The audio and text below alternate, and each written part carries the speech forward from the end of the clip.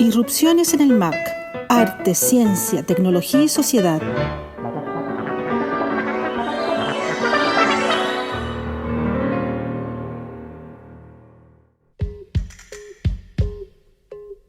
Hola, soy Alessandra Buroto, coordinadora de Media MAC Anilla del Museo de Arte Contemporáneo de la Universidad de Chile, y junto a Mónica Abate y Claudio Muñoz te damos la bienvenida a la primera edición de la segunda temporada de Irrupciones en el MAC. En Irrupciones en el MAC número 14, en esta oportunidad vamos a ingresar al museo en el marco del aniversario número 73 del Museo de Arte Contemporáneo a través de la exposición Contingencia, que fue inaugurada el año 2019 luego de producirse el estallido social en Chile. Un estallido que luego se empalma con la contingencia, como dice el nombre de la exposición, con la contingencia planetaria del COVID, ¿no? En ese sentido, la exposición Contingencia muta hacia una plataforma virtual a través de la cual podemos recorrer más de 40 obras que, como conversamos en el programa de hoy, han tenido su propia contingencia. Tenemos obras de los 60, 70, 80 y obras recientes, obras que apelan a la crisis política chilena del golpe militar, otras que apelan a la serie de movimientos sociales que se han producido en los últimos 5 años en Chile y que de alguna manera convergió en el estallido del 2019, obras que fueron realizadas en proceso, obras que fueron tomadas de otros momentos de la historia del arte chileno para dialogar con el presente, y para eso hemos reunido a parte del equipo del Museo de Arte Contemporáneo, con el cual vamos a conversar sobre las implicancias de hacer museo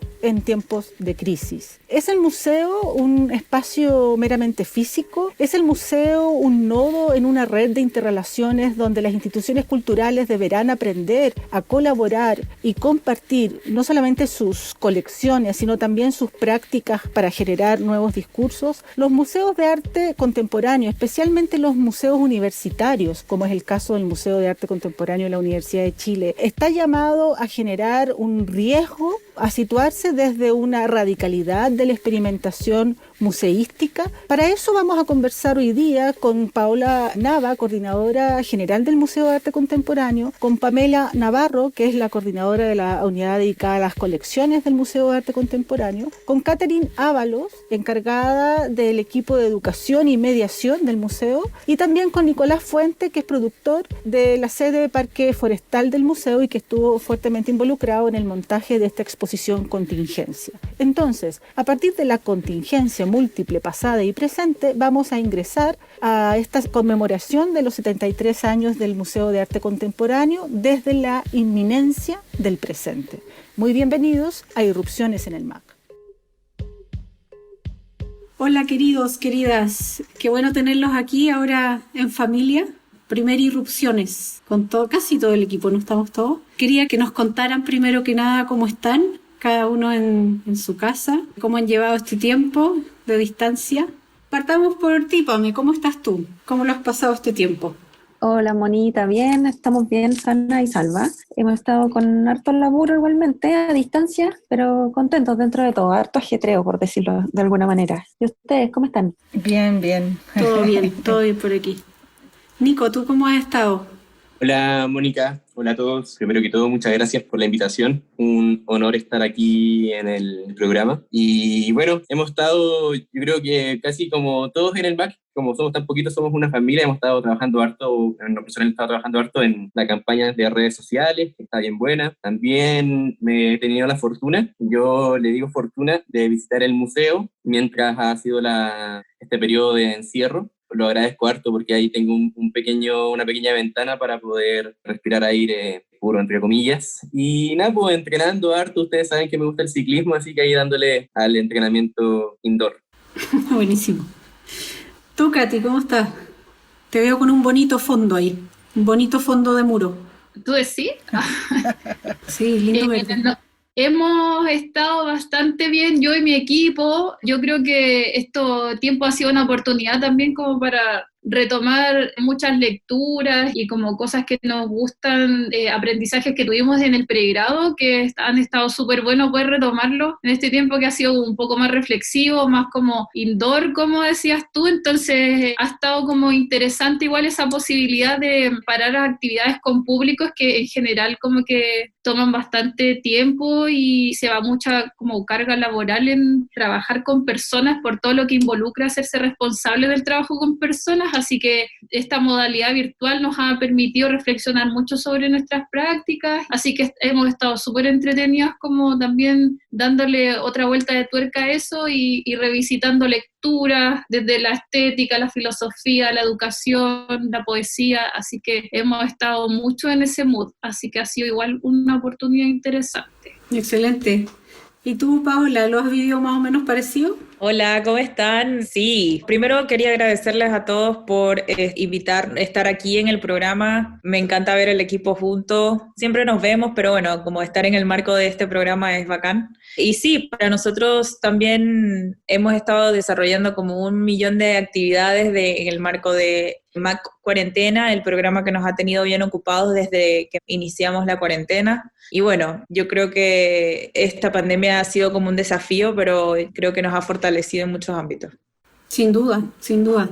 Y bueno, para empezar esta conversación, quería remitirme al inicio del proyecto y exposición Contingencias. Y quería preguntarle, sobre todo a Pame, ¿cómo fue ese inicio? ¿Cómo fueron las conversaciones con el director del museo? ¿Cómo fueron eligiendo las obras en base a esta idea de la contingencia, ¿no? También contar un poquito el contexto en que se les ocurre hacer esta exposición el año pasado. Cuéntanos, Pame, ¿cómo fue toda esa historia?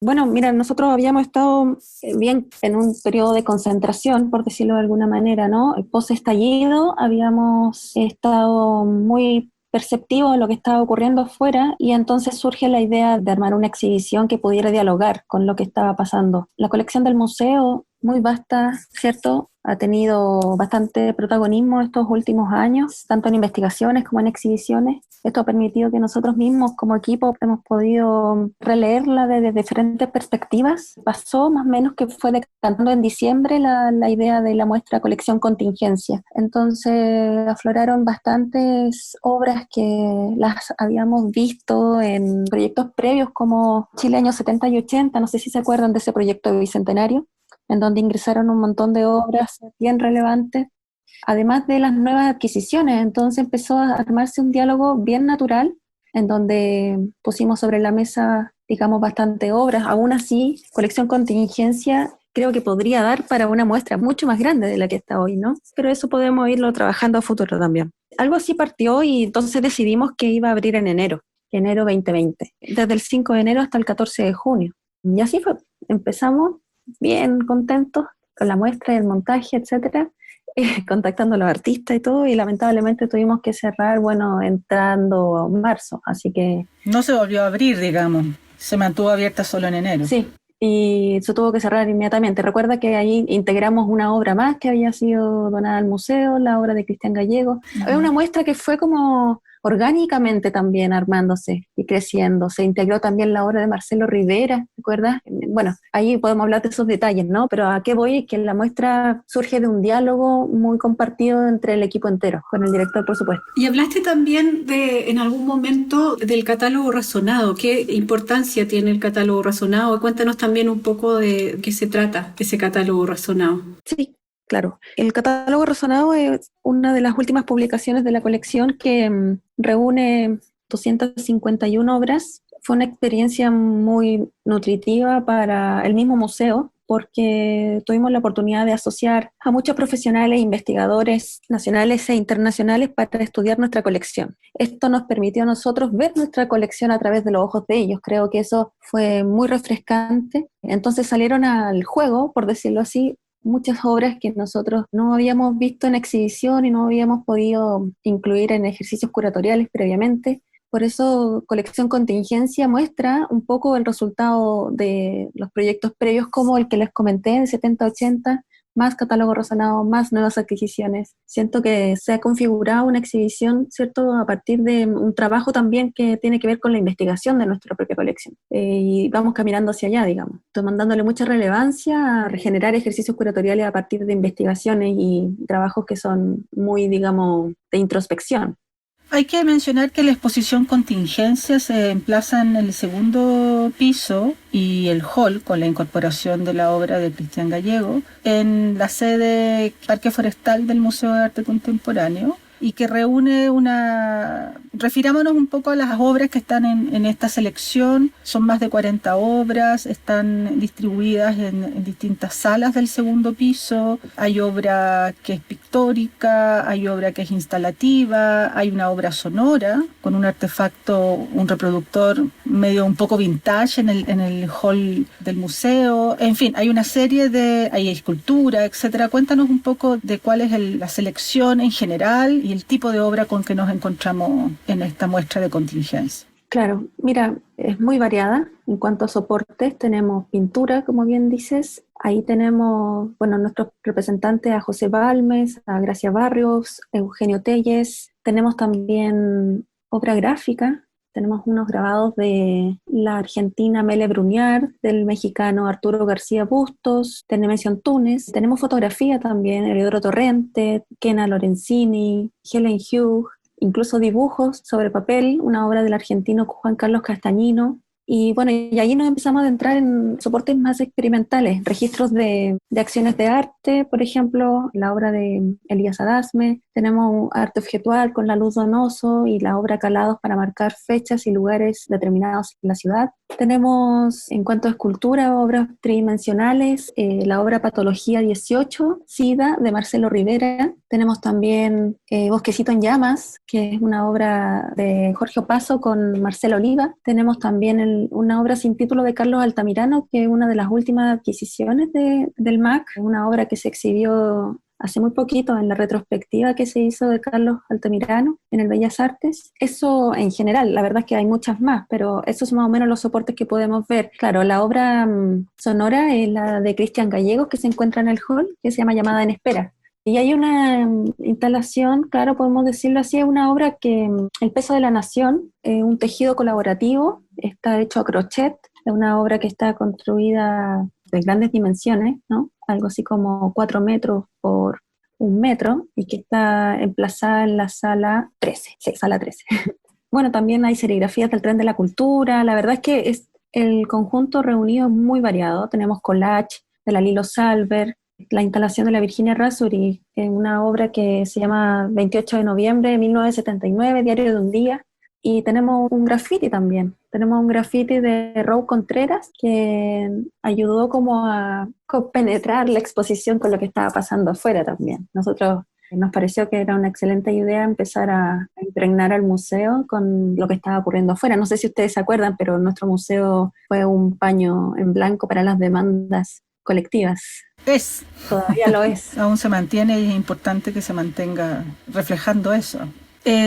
Nicolás Fuentes es productor de la sede Parque Forestal del museo, y a Nicolás le tocó, como le toca en general, de alguna manera dirigir los montajes, ¿no?, de exposiciones. Y tenemos entonces, por una parte, cómo esta exposición, a partir de obras recientemente ingresadas a la colección y otras antiguas que se ingresaron, como bien decía Pamela, en el marco de una convocatoria a donar que se hizo el 2010 para completar un periodo de la colección del museo que dio paso a la exposición 70-80, que ingresan con fuerza una serie de obras y que se ven también articuladas en esta exposición con otras obras que han ingresado posteriormente o incluso con obras que ya estaban previamente en la colección. Entonces, hay una parte de las exposiciones que es muy relevante, que tiene que ver con los recorridos, con la disposición, evidentemente, que es parte del trabajo curatorial que el equipo desarrolla. Y el montaje en sí mismo es una etapa, es muy excitante, porque las exposiciones, que también son una especie de organismo vivo, empiezan a respirar. E incluso se siguen tomando decisiones curatoriales en el proceso de montaje muchas veces. Cuéntanos cómo fue esa etapa, cómo se resolvió trabajar con tantas obras que son de distinto formato y tamaño, y cómo lograron hacerlas convivir. Claro, Es muy cierto lo que tú comentas y también recordar que esta exposición nació en un contexto social muy importante en nuestro país, entonces por lo cual en el sentido más bien práctico de la exposición había dificultad tanto desde que era difícil llegar a nuestro lugar de trabajo, pero teníamos bien claro también nuestra labor de que en el fondo el arte tampoco se debía quedar parado o también debería tener algún tipo de reacción, ¿verdad? Y entonces, bueno, fue todo súper orgánico, fue todo bien en equipo, como bien menciona la Pamela. A mí me tocó desde producción, como tú dices, Alex, dirigir este montaje que tuvo de todo, en verdad, tuvo cosas bastante difíciles de resolver, pero que se resolvieron muy bien, como lo fue el graffiti que realizó Row Contreras en la parte exterior de las salas. Es súper importante y la verdad es muy anecdótico lo que sucedió también ese día. Estábamos con la PAME ahí afuera de la sala número 11, llegó Francisco y la expo ya estaba montada a esa altura, pero como les comenté en un comienzo, estábamos en un contexto súper difícil, entonces no había proveedor, por ejemplo, para que nos haga la museografía. La museografía son los textos que van a muro. Entonces, ¿cómo resolvemos? Yo, la verdad, llevo desde el segundo año de la universidad, que tengo también la fortuna de trabajar en montajes, y siempre hay diferentes soluciones que se te van ocurriendo, cosas que uno va arreglando, con aquí y allá, pero yo me quedé en blanco. En lo personal no veía muchas soluciones.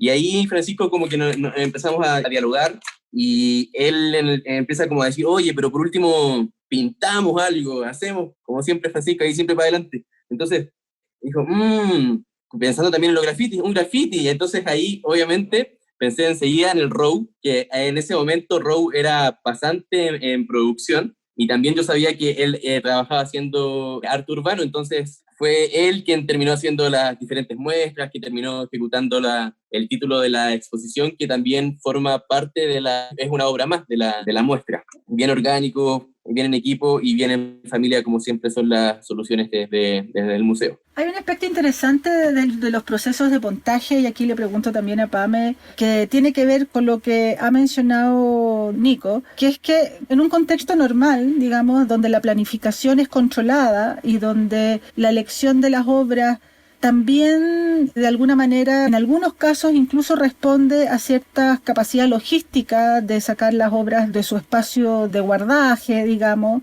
Hay obras que tienen más dificultad que otras, como las esculturas, que implica toda una logística, y acá efectivamente, como menciona Nico, había una serie de procesos administrativos que estaban detenidos. Teníamos la Facultad de Arte, la sede de compañía en toma, es decir, estábamos en medio de una explosión social y política efervescente, de la cual también nosotros formábamos parte, y en medio, como ustedes bien han dicho, en medio de ello, la convicción de que el museo también era un actor social y político, no solamente un actor cultural, museológico, sino museológico en el sentido tradicional, sino un actor protagónico de su tiempo y de su aquí y su ahora. Entonces hay que lidiar con hacer museología en la emergencia, y hay aspectos que tienen que ver con la producción, la logística, que son interesantes y que la gente no conoce, porque la gente ingresa al museo con esta sensación de que el museo es un espacio casi como en calma, casi como una especie de nube de invitadora a la contemplación, y no se puede imaginar que el museo, como cualquier otro espacio de trabajo, es una vorágine y es una máquina y enfrenta distintas dificultades, y que detrás de una inauguración, de una exposición, hay una tonelada de problemas y tonelada de muchos esfuerzos que se basan en estas convicciones que dice Nico, y que no es solamente tirarle para adelante, sino también es ir ofreciendo estos relatos, ¿no? Y esos relatos también pasan por zonas en blanco, como decía Nico, o por dificultades mayúsculas, ¿no? Cuéntanos un poco ambos de eso, porque sin duda hubo ciertos, digamos, tirabuzones en este proceso previo a la inauguración, digamos. Sí, bueno, o sea, partiendo porque nosotros somos un museo con 2 sedes, que nuestros depósitos generales, por decirlo así, con que tienen mayor porcentaje de obras, están en Quinta Normal. La muestra es en Parque, entonces sí hay que, previo a esta conversación y a este diálogo interno, ¿no?, en donde van surgiendo qué obras podrían estar dialogando unas con otras, también está toda la logística, ¿no?, como más doméstica, que es, bueno, vamos a activar todas las partes nomás para poder hacer los traslados. En este caso, por ejemplo, trasladamos la bandera, ¿no?, la bandera del peso de la nación, que es una tremenda obra textil. Trasladamos trasladamos también otras obras tridimensionales, entonces, bueno, hay todo un ejercicio ahí que no siempre se cuenta, la verdad, no siempre se ve ni se refleja en la exposición, pero sí en la interna hay mucho ajetreo. Y luego también recordar que la sede del Parque Forestal, bueno, cuenta con un ascensor, ¿cierto? A veces facilita el montaje y otras veces ahí tenemos obras de grandes dimensiones que simplemente tenemos que subirla a pulso por la escalera. Nos pasó con el Nico, ¿te acuerdas? Subimos el Telle, una pintura que se llama El Polígono, que, bueno, mide 1,90 m por 3 metros. Asimismo también el América no invoco tu nombre en vano, de Gracia Barrio. Entonces, claro, o sea, decimos, estamos en el segundo piso armando una muestra excelente, pero en la interna también eso implica un montón de esfuerzo del equipo y mucha colaboración conjunta, ¿sí? Todos a participar en el montaje. También otro hito importante yo creo que fue el montaje mismo de la bandera y el montaje de la obra de Carlos Altamirano, porque la obra de Carlos Altamirano había llegado recién. Entonces nosotros teníamos, claro, que agilizar los procesos de registro para generar la ficha de montaje, entrevistar a Carlos y que nos transmitieran cómo montarla. La obra de Carlos Altamirano es un tótem, por decirlo así, compuesto por diferentes piezas de vidrio que están intervenidas en su interior, con fotos de detenidos desaparecidos y con cemento. Esto se arma como un rompecabezas vertical, ¿entiendes? Que está, digamos, con una armazón interna donde se van calzando pieza por pieza. Con el Nico estuvimos armándola toda una tarde, recuerdo que también con un par de pasantes muy, muy entregados a la labor. Y era la primera vez que la armamos, entonces, claro, implica mucho, viste, muchos detallitos. Y estamos hablando de una de 43 obras, o sea, también cada obra tiene su complejidad de alguna manera. Pues los enmarcados que teníamos que realizar, ¿cierto? Para ciertas piezas que no estaban enmarcadas. O como les digo, esas piezas que fueron sumándose luego también, como más orgánicamente. La libreta constitucional, ¿cierto? Que es la misma obra de Marcelo Rivera, que está también en el pasillo, la obra de Gallegos posteriormente. Así que sí, harto movimiento para llegar a lo que hoy día es la muestra. Y como les digo, yo creo y estaría muy feliz de que siguiera creciendo también, ¿no? Como que pudiéramos seguir haciendo a lo mejor otras experimentaciones sobre la misma. Implica esto también una relación con los artistas, ¿no? Bastante, porque, bueno, cada vez que podemos estamos en contacto con ellos de forma de que si no tenemos la información del montaje de la pieza, por ejemplo, el caso de la obra recientemente adquirida, ¿no? Es muy necesario tenerlos de la mano, asesorándonos a nosotros para que podamos entonces documentar esto y que quede esa información, ¿cierto?, en el museo asociada a la obra, pensando en 50 años más, ¿cierto?, alguien pueda montarla. Y no tener que acceder, ¿cierto?, al artista necesariamente, a veces están fuera de Chile, son inaccesibles, etc. Entonces hay mucha relación con los artistas y eso es para nosotros muy nutritivo, para todas las áreas del museo. Especialmente, claro, nosotros que somos del área de documentación y de colecciones, que, como les digo, estamos encargados de levantar toda esta información que va a quedar después en el archivo, que va a ser consultada por investigadores posteriormente, que va a ser usada internamente, por supuesto, para comunicaciones, para Educamac, etc.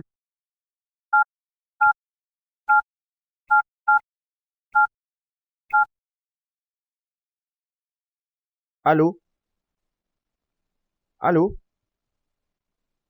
¿Aló? ¿Aló? ¿Aló? ¿Aló? ¿Aló? Conteste, por favor. ¿Aló? ¿Aló?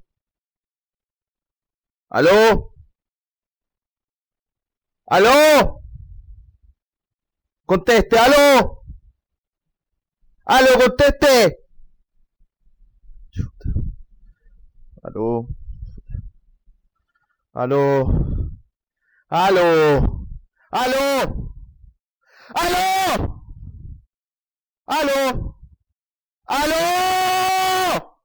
Es muy interesante también comentar la reacción del público frente a la exposición. Creo que por una parte hay evidentemente un componente de improvisación con esta exposición, pensando en que la programación y la planificación de los procesos es algo que en los museos se hace con un año o más, mucho más a veces, de anticipación. En ese sentido, una buena improvisación implica no solamente este esfuerzo extraordinario, sino también la capacidad de articular un relato, una propuesta. Pero tal vez lo más interesante es la capacidad de un equipo de ponerse en la situación de diálogo con un contexto crítico en crisis, ¿no? Porque de ahí el título de la muestra, Nuestra Contingencia, que además recoge obras que tuvieron en su tiempo su propia contingencia. Son todas obras contingentes, todas obras que tienen este signo de la actualidad y son todas obras políticas. Hubo muchos y muy buenos comentarios, es decir, una capacidad del público perceptual de darse cuenta de esta improvisación contingente, de esta capacidad de respuesta del equipo del museo con una exposición que se sentía muy pertinente y que además quedó preciosa en términos de montaje, de despliegue. Y eso también se comunicaba, se retroalimentaba el equipo y es una de las cosas que más satisfacción también da, que una exposición pueda haber feedback en torno a ella. De la persona que está experienciando el espacio, el recorrido, las obras, las salas, ahí mismo, digamos. No sé si notaron eso, etcétera.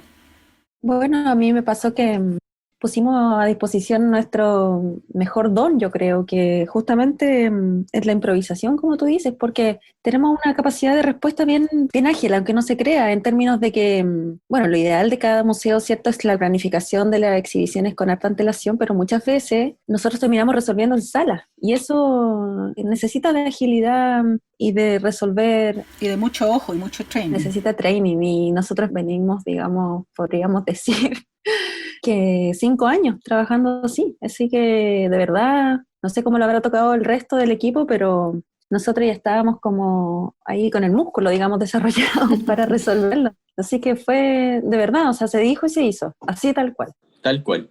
Quisiera rescatar lo que mencionaba Alex recién sobre las obras, porque también recordar que cada una de las obras fue atingente a un contexto de contingencia. Como bien dijo la Alex, cada obra fue contingente, o lo sigue siendo. Y se me viene al tiro esta frase a la cabeza, en el fondo, canto valiente siempre será canción nueva.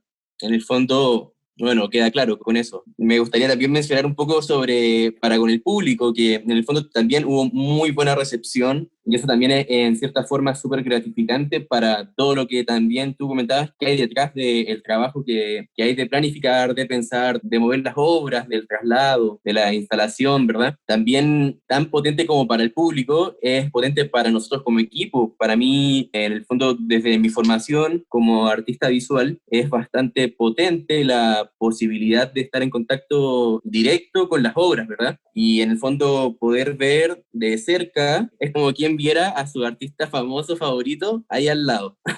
Lo tienes para ver y observar y todo. Entonces, para mí, ver de tan cerca artistas que muchas veces me enseñaron en la universidad, me los mostraron, me hicieron estudiar, entonces eso en el fondo se agradece, ver las obras de la Gracia Barrios, ver a Telles, Balmes, eso tanto para el público como para nosotros como equipo es maravilloso.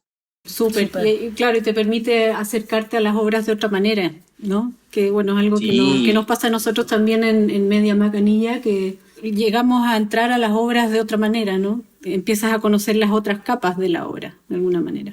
Tal cual.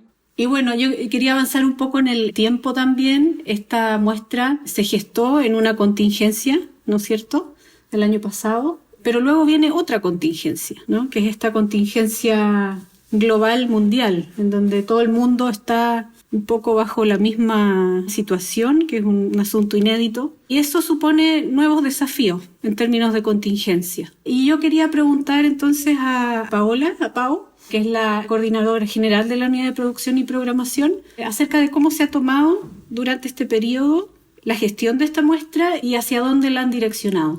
Gracias, Monita, por la palabra. A ver, les cuento. En un contexto de pandemia donde nosotros no podemos acceder al museo, donde no podemos salir de nuestras casas, obviamente la primera pregunta que teníamos era ¿cómo reformulamos o cómo replanteamos nuestras actividades, ¿no? ¿Cómo nos planteamos ante este contexto? Con una necesidad casi hambrienta de poder seguir funcionando y poder seguir teniendo un rol en las artes visuales en el país, ¿no? Entonces, desde ahí, sabiendo lo que había sido Colección Contingencia tras su inauguración inauguración, decidimos ver la alternativa de hacer una grabación o de hacer un montaje en la página web o de ver cómo nos reformulábamos o cómo volvíamos a acceder de manera virtual desde nuestras casas al museo y a los cuestionamientos que plantea el museo con la muestra Colección Contingencia. Entonces, de allí hubo una empresa que se puso en contacto con nosotros tan pronto empezó la pandemia, que se llama Vipro, que fueron quienes nos ayudaron a hacer la grabación de Colección Contingencia, que en el marco de los 73 años del museo, ellos se pusieron en contacto con nosotros,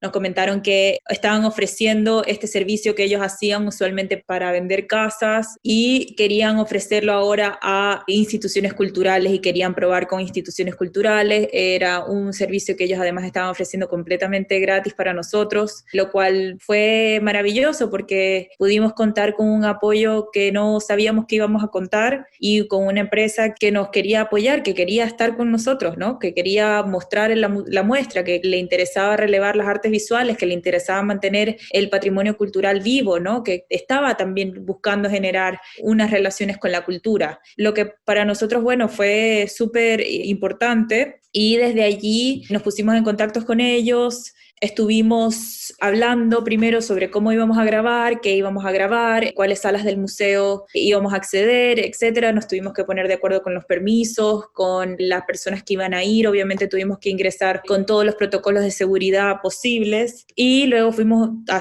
nos programamos, fuimos un día a grabar, fuimos con el Nico y estuvimos allí toda la mañana viendo las grabaciones, haciendo como una nueva propuesta para la virtualidad y bueno, eso fue súper bueno y pues ha sido como una muy buena experiencia. Y tuvieron que hacer ahí un ejercicio un poco de pensar o observar la muestra desde otro lugar, ¿no? Como para las cámaras de alguna manera, porque en el fondo las cámaras vienen siendo una especie de visitante, una cámara subjetiva, que luego eso se traslada a la plataforma internet, me imagino, ¿no? Sí, exactamente. O sea, tuvimos que ver cómo iba a ser la aproximación desde la cámara hacia la sala.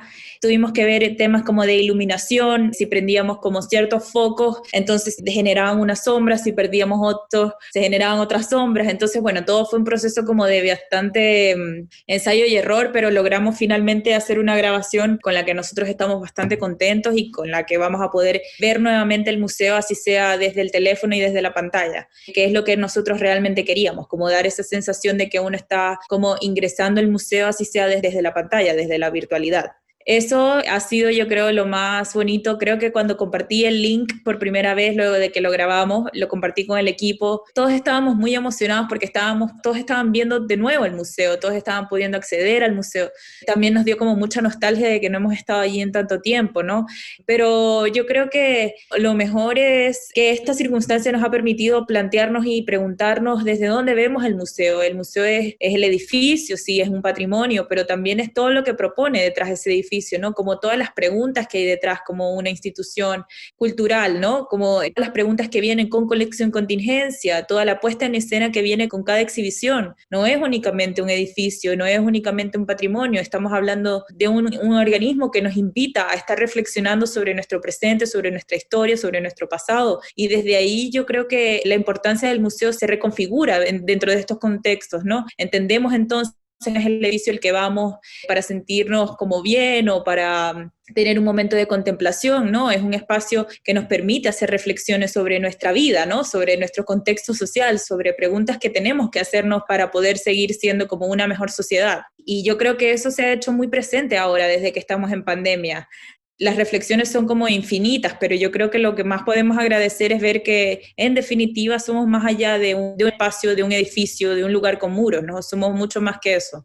Exacto, hay una serie de desafíos que el museo a lo largo de sus años y en distintos momentos, pensemos que el museo además ayer sábado cumplió 73 años, un 15 de agosto de 1947 inauguraba su primera exposición, que fue a propósito de un concurso, que fueron también las primeras obras que ingresaron a la colección del museo. En el año 47 se inicia con una convocatoria, se inicia la primera curatoría del MAC, el primer proceso, la primera etapa de ingreso de las obras. Y 73 años después estamos no solamente montando exposición que aluden a la contingencia, a esta contingencia, sino también pensando las nuevas formas en que se articula, en que es capaz un museo, entendido no como un edificio, como tú bien dices, sino entendido como un laboratorio, como un espacio vivo, como un dispositivo, si se quiere. Echa por tierra también aquel prejuicio de museos mausoleos, ¿no? Los museos, yo diría que están en las antípodas de la idea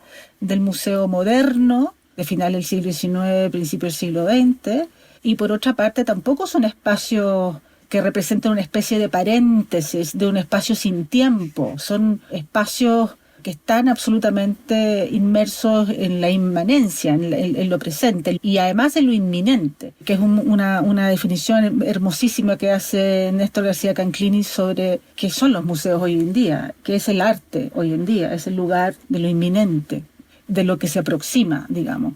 Y en ese sentido, quería preguntarles a todos los que yo han hablado, luego va a hablar Katy, pero también quería preguntarles cómo una exposición virtual, con una herramienta que es absolutamente masiva, estas cámaras en 360 permiten justamente ingresar a espacios que todavía no se puede ingresar con el cuerpo, con todos los sentidos, permite exacerbar determinados sentidos, el sentido, en este caso, de la visión.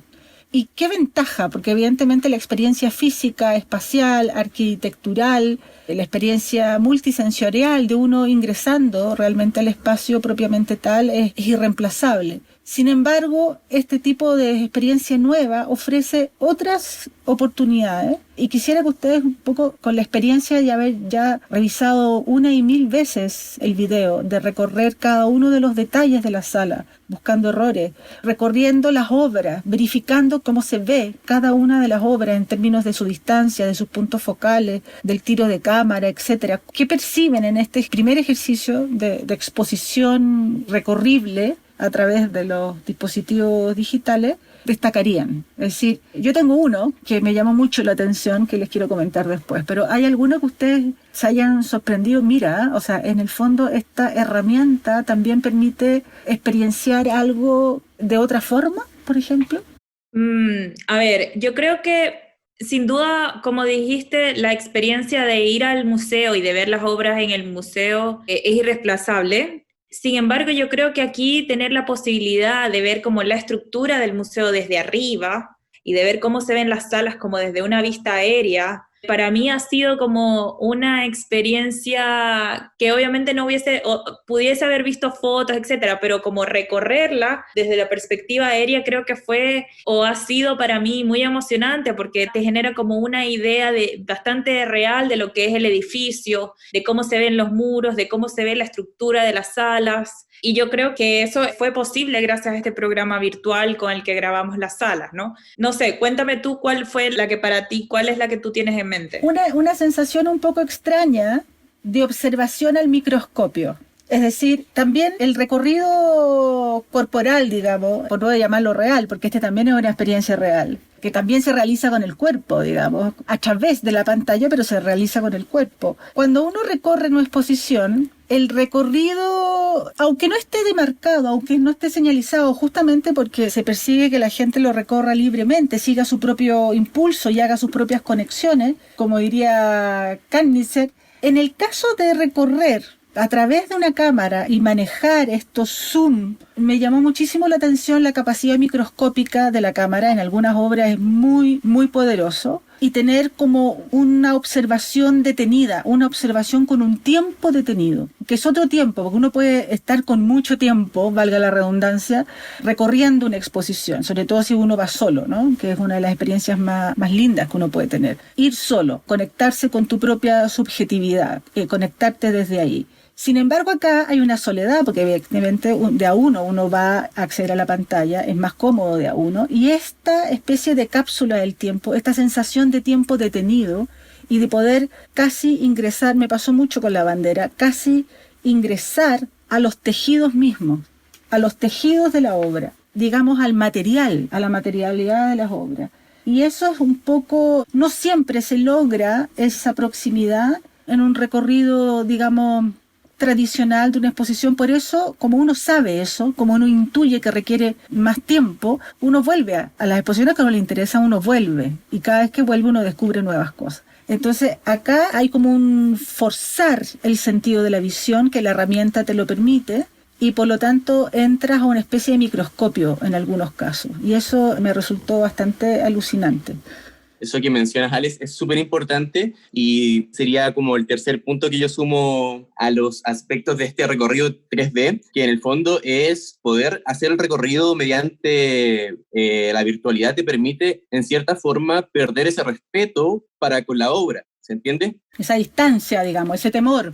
Exacto. Entonces, acá hay una libertad absoluta, aparte que estás solo. Puede ser intruso. Exacto, sí, es como tener el museo para ti solo. Lo puedes recorrer en libertad. Incluso poder acercarte a los detalles que tú mencionas. Por ejemplo, cuando tú ves obras de dibujo en vivo, dibujo con lápiz, es súper interesante, por ejemplo, ver los trazados, ver la construcción que hizo el artista con esa obra. Y aquí también se puede lograr, en verdad. Mira, yo, ¿para qué voy a andar con cosas? Yo estoy enamorado del museo, entonces como que cada cosa que saca el museo me parece hermoso, maravilloso, pero esta en especial es muy interesante porque también, piénsalo así, tienes el museo en tu celular, puedes visitarlo cuando tú quieras. Entonces, en ese sentido, también hay un acercamiento a públicos nuevos, no sé, en el fondo poder identificar que lo que está dentro de este edificio rígido, tal vez no es tan rígido, qué sé yo, o está interesante, está entretenido de ir. Entonces también esa nueva entrada al museo me parece excelente. Uh-huh. Quería agregar también otro aspecto que a mí me parece súper interesante de comentar acá, que es cómo a partir de estas plataformas se puede llegar a otras regiones, ¿no? De manera simultánea cuando se inaugura en Santiago, que es uno de los problemas o de los asuntos que ya le venimos dando vuelta desde antes entre MediaMac, Anilla y Educamac, ¿no? A partir de las visitas guiadas a distancia. Porque con este sistema en el fondo son visitas, ya no las visitas guiadas por una persona, sino que uno mismo se guía a través de la sala. Y eso lo pueden hacer una persona que está, bueno, en Santiago, donde está físicamente el edificio del museo, pero esto es trascendido por esta plataforma virtual que hace que en un mismo momento llegue la primicia a todas partes. Y nada, yo creo que eso me parece un logro de alguna manera, poder acceder a este tipo de plataformas y haber hecho todo el recorrido, ¿no? Todo el museo. Y lo que dice Alessandra también es importante, o sea, cómo te aproximas a la obra, de esto de poder acercarte a ese nivel, que es lo que justamente a veces no se puede hacer en el lugar físico, ¿no? Incluso llegas a poder aproximarte a la obra de otra manera, que no se puede en la, entre comillas, realidad. No sé si algún comentario acerca de eso. Y obvio, o sea, eso es como sin duda una de las mejores cosas también. Incluso nosotros hemos estado pensando que luego de que volvamos a nuestra regularidad de trabajo, que todavía no sabemos cuándo va a ser, pero tratar de incluir, tratar de generar como este tipo de intercambios de exhibiciones que se graban y que son puestas en escena en el mundo virtual, porque obviamente nuestra audiencia se extiende, va más allá del nivel nacional, sino que obviamente podemos recibir espectadores de todo el mundo, ¿no? Y eso es sin duda algo súper enriquecedor y que nos motiva mucho y que nos llama mucho la atención. Entonces, también está la idea de que cuando regresemos a nuestras actividades regulares podamos mantener este tipo de experiencias virtuales, porque creemos que sin duda va más allá de la experiencia física. Sí. Y para el conocimiento de la colección, esto de verdad es sumamente positivo, ¿no? Como les digo, las experiencias de los ejercicios curatoriales de la colección nos están haciendo avanzar, ¿no? Pero no es lo mismo, ¿cierto?, que cuando recibimos feedback, cuando estamos siendo contactados por los artistas o los herederos de los artistas, quienes están contándonos la experiencia de haberse encontrado con una obra, ¿no?, de su autoría o bien de su familiar, ¿no?, en una exhibición, a veces sorprendido incluso por saber que existían obras de cierto artista en la colección del MAC. Entonces creo que estamos ansiosos de que ese diálogo se produzca aquí mismo, ¿no?, a nivel nacional, pero también internacional. Recordemos que la colección del MAC tiene un gran porcentaje de artistas latinoamericanos y creo que eso todavía requiere mucho estudio, mucho trabajo y parte siempre así, como por el diálogo, por la conexión entre diferentes agentes, ¿no? Sin duda. Y bueno, y continuando con esta reflexión acerca de llegar a otros lugares, quería también que Katy Catherine Ábalos, que es coordinadora de la Unidad de Educación, nos contara también cómo han ido desarrollando actividades en esta situación también de virtualidad en base a esta exposición, ¿no? Esta exposición que Paola describió también.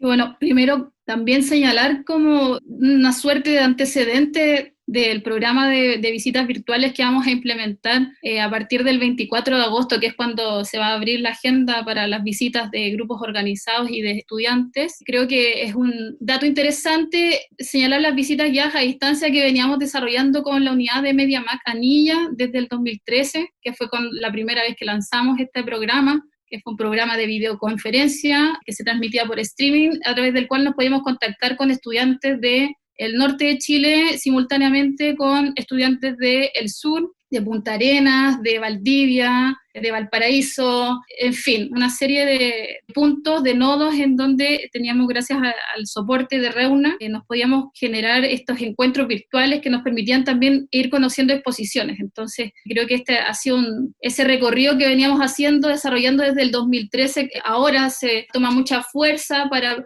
también repensar todas las estrategias de hipervinculación que vamos a tener con las personas en una época en donde la circulación del espacio público está clausurada y de cierta manera como que nos hemos replegado al habitar en la casa, hasta ahora, al menos estos meses, que seguramente también se va a extender la experiencia indoor bastante tiempo más. No lo sabemos cuándo, porque, en fin, con la serie de rebrotes que están como pronosticados para que se vengan, es una preocupación sobre todo para instituciones e instancias donde trabajamos con personas, ¿no? Con personas que son a la vez susceptibles de contagiarse. Entonces, ¿dónde queda el espacio de contingencia del museo y generador de experiencias? Entonces, ese yo creo que ha sido un gran desafío donde hemos tenido que repensar nuestro rol como un espacio de interacción social, en donde nos hemos preguntado también, entonces, ¿dónde está el soporte socioemocional, socioafectivo del museo? Que es una cuestión que veníamos trabajando en varios proyectos previamente, también en miras de una despatriarcalización del museo. Yo creo que pensar el museo descentralizado fuera Santiago también me parece que es un ejercicio de despatriarcalización de la institución, ¿cachai? Del museo ubicado en Santiago, en donde solamente pueden acceder a sus contenidos cierto tipo de públicos. Entonces, como me parece que la oportunidad de poder virtualizar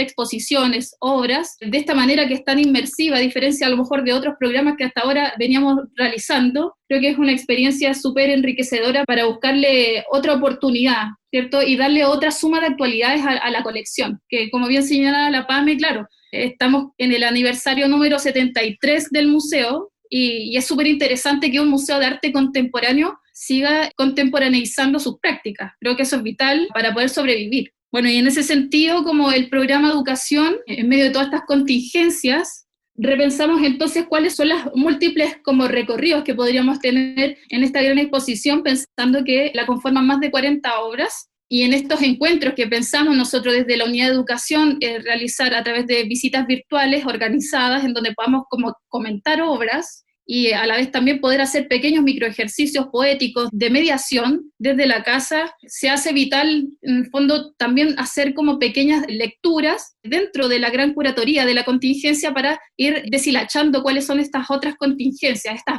múltiples contingencias, que no tienen que ver solamente con la contingencia sanitaria, sino que con la contingencia política, ¿cierto?, que se viene arrastrando no solamente desde el año pasado, sino que desde hace un buen tiempo. Entonces también como el museo se hace cargo como lienzo desde su edificio, en el frontis de su edificio, de hecho, como que está totalmente intervenido, es repensar también cuáles son sus prácticas con las personas que no pueden acceder a él, y que claro, como un espacio privilegiado para la apreciación del arte, hoy día no contamos con las obras, por ejemplo. Eso creo que fue una cuestión súper fundamental en educación, cuando los primeros días de cuarentena, en donde dijimos, pucha, estamos igual que los profesores, que tienen que enseñar, ¿cierto?, o compartir sus saberes de los lenguajes artísticos sin las obras. Entonces, claro, el museo como este espacio privilegiado, como con una arquitectura privilegiada, y con también tener las obras originales como espacios privilegiados para aprender de arte, se nos hizo chico, ¿cierto? Como que nos replegó en este museo también desde casa. Entonces, a partir de eso, hemos estado pensando y dándole vuelta también a la potencia que tiene trabajar con arte y educación en un museo universitario,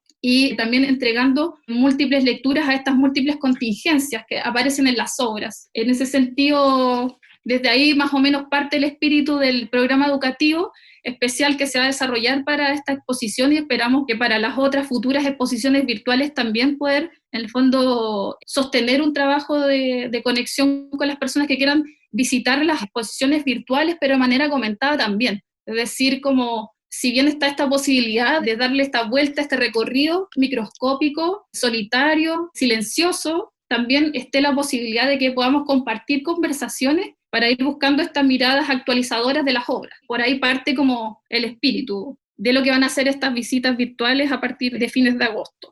Me gustaría saber, Katy, dentro de todo esto que, claro, tú hablaste aquí como de todo el paraguas bajo el cual se arma esta nueva manera de hacer Educamac. Y me gustaría un poco que describiera, como en lo concreto, cuáles son las actividades que se van a ir realizando en torno a esta exposición virtual.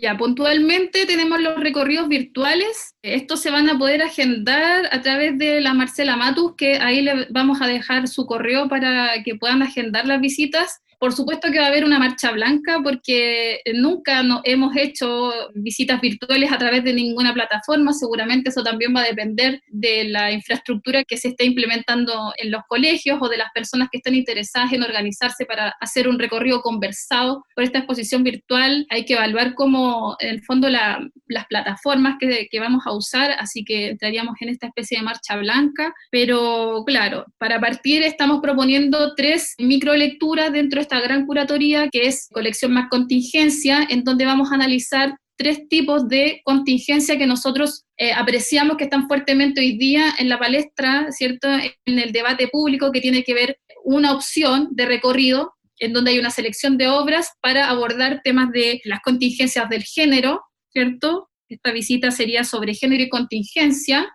Para eso estamos preparando una selección de 4 o 5 obras y que cada uno de estos recorridos vaya acompañado con una pequeña microacción poética. Entonces, la segunda lectura que estamos proponiendo para hacer este recorrido de colección contingencia estaría más relacionado con arte, manifestación y política, así es como se llama este segundo recorrido, y busca actualizar los discursos de las obras que tienen que ver con principalmente protesta, ¿cierto?, y manifestación, arte en el espacio público, en donde el museo tiene los registros, ¿cierto?, de estas acciones convertidas, ¿cierto?, consagradas como obra en su colección, y poder vincularlas a todas las problemáticas del post-estallido, ¿cierto?, en Chile. Entonces ahí hay un segundo foco de interés por parte de Educamac para trabajar ese tipo de conversaciones a partir de las obras, de su análisis estético, ¿cierto?, como también el análisis discursivo que podemos desprender de ellas. Y un tercer foco, donde está puesto nuestro interés de trabajar con la colección, sería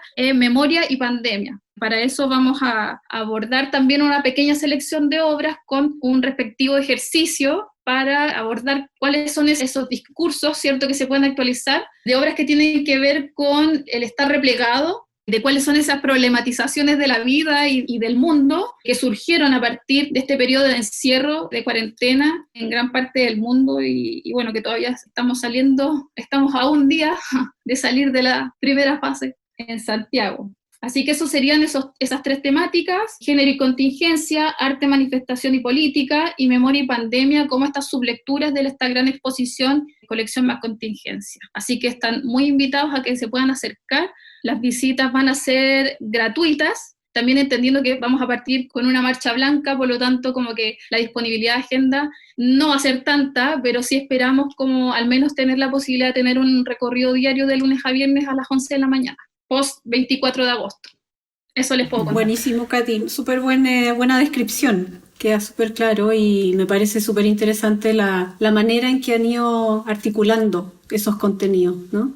No sé si, Ale, ¿tú tienes alguna otra pregunta? Quería preguntarles a todos, como justamente para ir cerrando, una cuestión que yo creo que se estaba haciendo bastante clave, y ojalá podamos tener un poquito de tiempo para compartirlo entre todos, que se ha mencionado de distintas maneras. Se ha dicho museo fuera de sus límites físicos, fuera del edificio, en esta idea de museo extramuros. En otras oportunidades hemos hablado del museo disperso, que es una manera aún más poética de decir disperso casi en partículas respirables, ¿no? A partir de de los distintos dispositivos de acceso a la conectividad. Y a la conectividad digo para conectarse con este nodo, ¿no? Que es el museo. También se habla desde museología crítica o las nuevas museologías, que de nuevo no mucho, porque en realidad son nuevas líneas o nuevas perspectivas más bien, que ya llevan unos 30 años, pero que en América Latina adquieren una contingencia diferente a las nuevas museologías en Europa. Y de alguna manera me he quedado pensando en lo que mencionó Katy, que sería otra manera de nombrar los museos como espacios socioafectivos. También se habla del museo situado, ¿no? De hecho existe toda una red latinoamericana que está bajo ese signo. El museo como laboratorio, el museo como dispositivo, el museo como un espacio socioafectivo, el museo como un espacio de intercambio, el museo virtual, el museo laboratorio, el museo situado, que de alguna manera habla de hacerse cargo del contexto, no solamente local, o del lugar donde está instalado el museo y hacerse cargo de sus relaciones interculturales, sociales, políticas, sino además ponerlo en una red de conexiones, de interconexiones mayor, ¿no? O sea, esta posibilidad de entender el museo desde esta manera, seguramente después de pasada la pandemia, que además va a ser, como decía Mona, una experiencia inédita en tantos sentidos, porque por una parte es planetaria, nunca nadie había compartido una experiencia tan similar alrededor de todo el planeta y nunca habíamos estado todo el planeta con una de sus especies, la humana, encerrados en sus guaridas, digamos, con esta ansia, con este hambre que decía Paola de poder seguir conectados. ¿Cómo se imaginan que va a ser el museo a partir de esto? ¿Qué va a ocurrir con los museos? Porque sin duda viene una gran recesión económica a nivel mundial. Muchos espacios con la pandemia no van a sobrevivir necesariamente justamente por la crisis económica y por lo tanto el museo centrado en exposiciones, por más contemporáneas que sean las exposiciones, ya no es posible pensarlo así. ¿Qué creen que va a ocurrir con el MAC después de esto? Yo quería agregar otra tipología de museo que lo hemos conversado otras veces, que tiene que ver con el museo como caja de resonancia. Esto fue un concepto, ¿cierto? Una especie como de reflexión museológica que también trabajamos el año pasado a partir de qué está escuchando el museo. Y bueno, y también ahí yo me tomo de la reflexión que hace Claire Bishop en su Museología Radical para hablar sobre la toma de posición de los museos, que esa radicalidad en pensar los museos también tiene que ver con una puesta en valor de tomar posición, ¿cierto? De tomar una postura frente a determinadas narrativas, ¿cierto? Y no dejarlo abierto al relativismo, ¿cierto? Dominante del mercado. Eso es lo que ella menciona, que este valor dominante del mercado que tiene que ver con el valor de cambio. Entonces me parece como interesante pensar una apuesta de un museo que está mucho más abierto a escuchar lo que está pasando en sus paredes externas, ¿cierto? Fuera del cubo blanco, y también pensar en resituarse, ¿cierto? Eso es como yo creo que la gracia que traen consigo las crisis, que tiene que ver con un remesón tan tremendo que hace que en el fondo tengamos que inventar nuevas maneras de existir. Y creo que es precisamente este minuto en donde el remesón macroeconómico, ¿cierto?, político, va a impregnar tanto, va a ser tan transversal, es que precisamente este es un buen momento también para una toma de postura marcada, frente a estas contingencias, ¿cierto? Creo que por eso también volviendo a esta idea de trabajar y seguir insistiendo con la colección, porque creo que por ahí también hay una gran potencia de insistir en la colección como un conductor, como una llave. Exacto, ¿cierto? No abandonar esa identidad, ¿cierto? Porque claro, es muy fácil renunciar a esto y resistirse a la taquilla y a estas exhibiciones populistas, ¿cierto? Entonces creo que ahí hay una tarea que siempre está en vías de construcción en un espacio que se dice a sí mismo como contemporáneo, que se define como contemporáneo. Sí, yo igual creo que pensar en qué va a pasar, qué es lo que viene después, es como una pregunta grande, la verdad. Yo creo que por ahora lo mejor que podemos es seguir entendiendo el museo como un organismo de pensamiento crítico, de reflexión, generar actividades dentro de los ámbitos que podamos. Creo que es súper importante que nosotros finalmente, al igual que otras instituciones culturales del mundo, nos hemos abocado a mantener un programa activo, un programa de mediación, por ejemplo, con Katy, un programa de producción. Tenemos ahora Irrupciones, que nos ha permitido también generar otros lazos y vínculos. Creo que si me toca pensar en un museo a futuro, es precisamente pensar en un museo donde estas redes de colaboración son incluso aún más extendidas y donde es posible generar lazos a pesar de la distancia. Creo que me gustaría pensar quizás en una visión un poco romántica de verlo, pero creo que me gustaría pensar en que la virtualidad nos ha dado nuevas formas de conectividad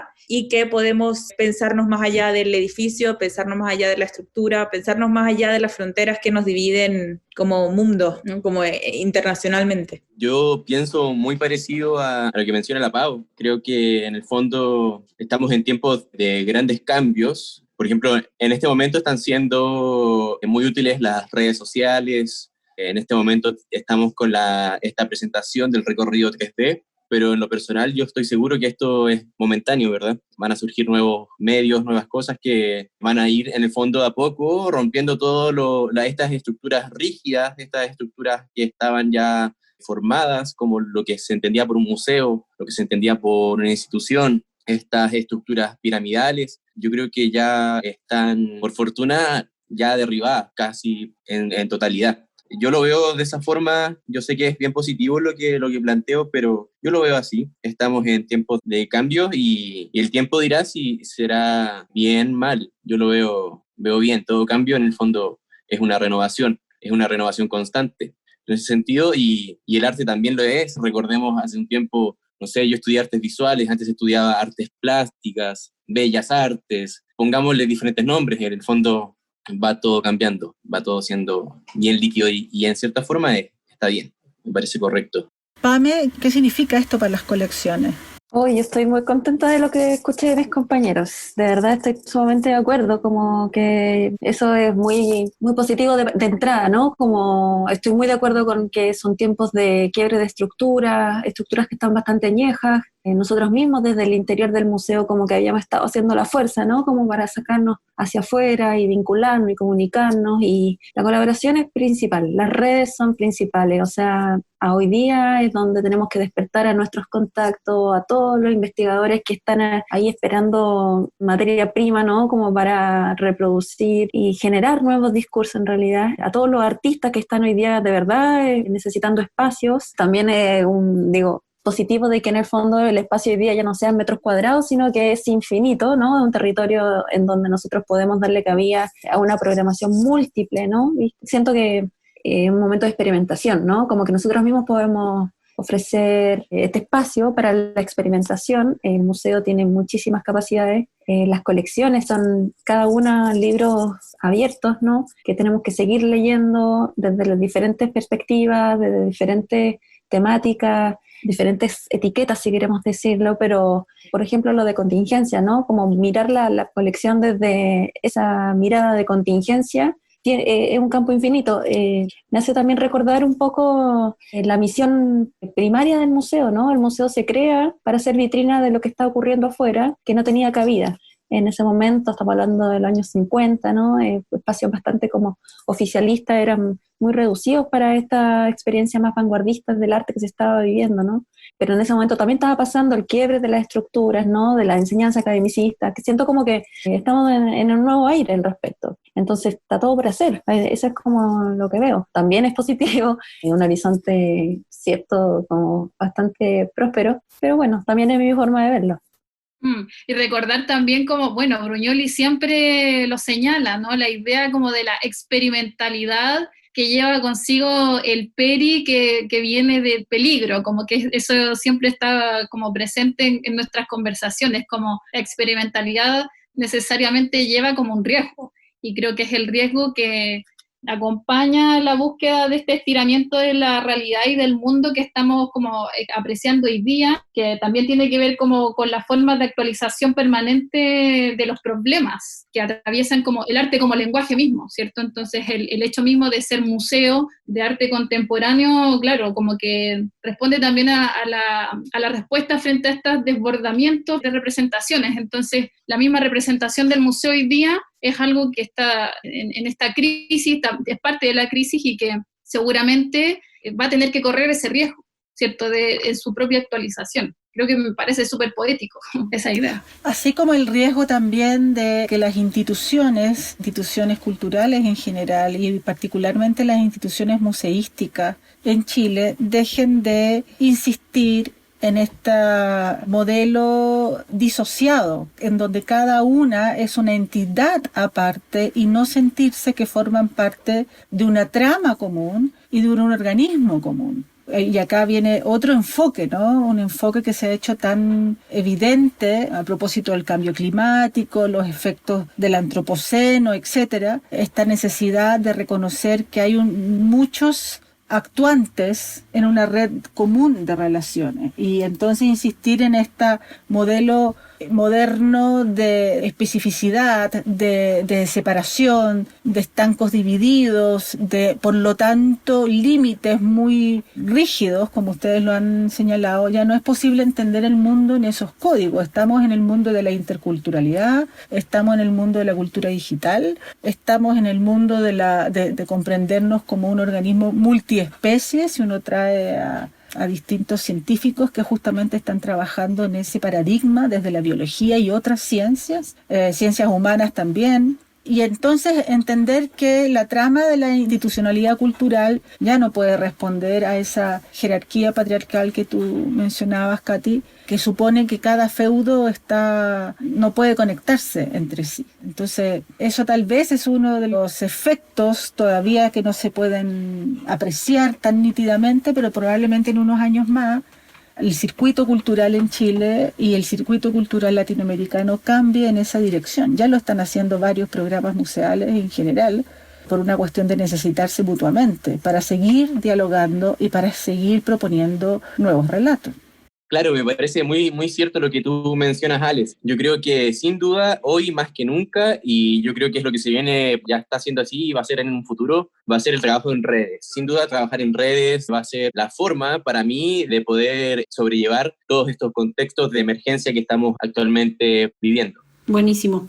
Bueno, siento decirles que tenemos que ir cerrando y nada, quería cerrar un poco pensando en esto que decía Katy, la idea del riesgo y también la idea de lo líquido que mencionó Nico, porque nada, si uno busca en el diccionario la palabra contingencia, aparece justamente como definición la palabra riesgo. Y eso me parece súper pertinente comentarlo. Y eso creo que también tiene que ver con esta idea de lo líquido y de lo de liberarse de ciertas estructuras ya tan cimentadas dentro de las cuales nos movemos. Así que súper, yo creo que ha sido una excelente conversación en torno justamente a esas cosas que nos están aconteciendo a partir de justamente estas dos contingencias que hemos tenido últimamente. Muchas gracias a todas, todos, y nos seguiremos viendo. Escuchen Irrupciones en el MAC. Muchas gracias a ustedes por participar. Muchos saludos. Muchas gracias. Gracias. Chao, gracias. Gracias, equipo, son lo máximo.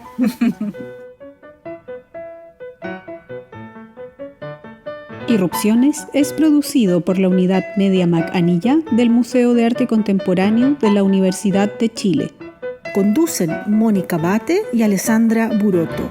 Sonido, Claudio Muñoz.